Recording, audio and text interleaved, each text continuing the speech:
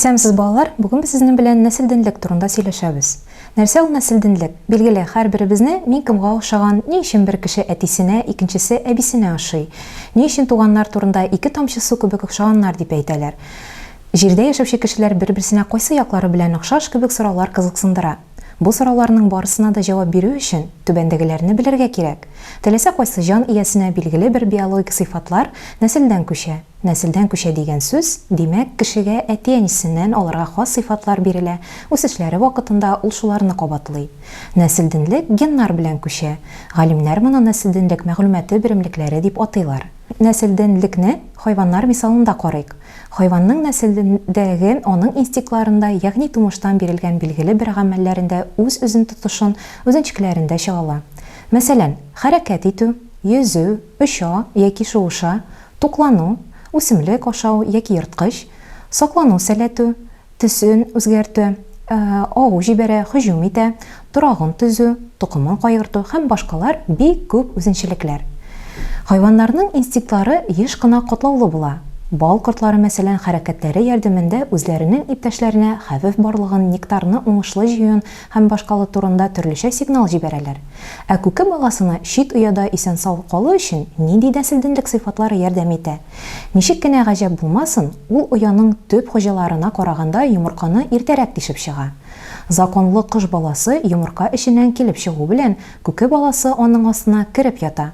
Аркасына алып сала, оя читенә алып килә һәм аска атып бәрә. Нәселдинлек барлык кешеләрнең биологик асылы. Башка организмнарга кебек үк кешегә дә инстинктлар нәсел буенча күчә.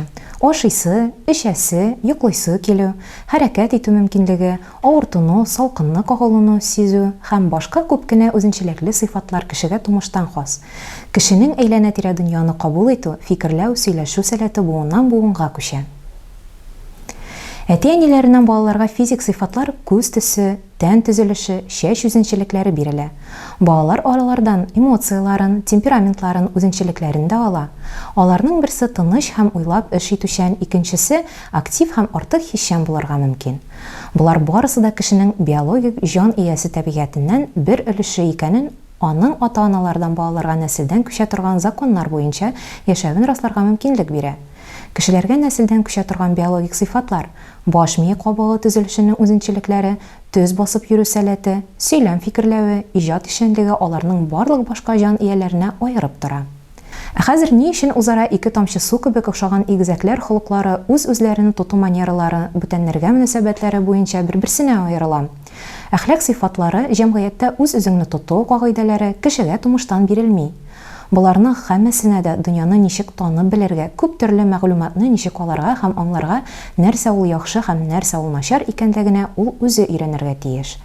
Үзеңә тиңнәр арасында туган кеше әле тагын кеше булырга өйрәнергә тиеш. Ә хәзер балалар, схемага карагыз һәм нәтиҗәләр ясагыз. Ничек кеше хайваннан аерыла?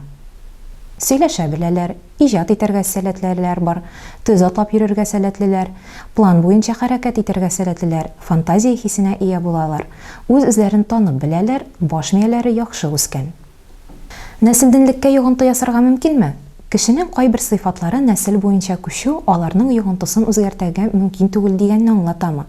Күп нәрсәне нәселдинлеккә генә түгел, кешенең яшәү шартларына, тәрбиясенә, культурасына, белеменә, ахлакый кыйммәтләренә дә бәйле. Менә бер мисал, Мәскәүдән ерак түгел Сергиев Посад шәһәрендә Сукыр һәм саңгырау телсез балалар мәктәбе бар. Ишетми, күрми һәм сөйләшми торган кешенең нормаль яшәвен, эшләвен, укуын, рәсем ясавын, шигырьләр иҗат итүен күз алдына китерү бик кыен. Шулай да Россиядә шундый балаларның нормаль, тулы, канлы иҗади тормыш белән яшәргә өйрәтүче бер төркем галимнәр бар. Әйләнә-тирә дөньяны танып белү өчен сиземләү кулланыла торган махсус методика эшләнгән. Андый балаларда сиземләү яхшы үскән була. Бүгенгә безнең онлайн дәресебез тамам. Бүген без сезнең белән нәселдинлек турында сөйләштек. Сау булыгыз, балалар.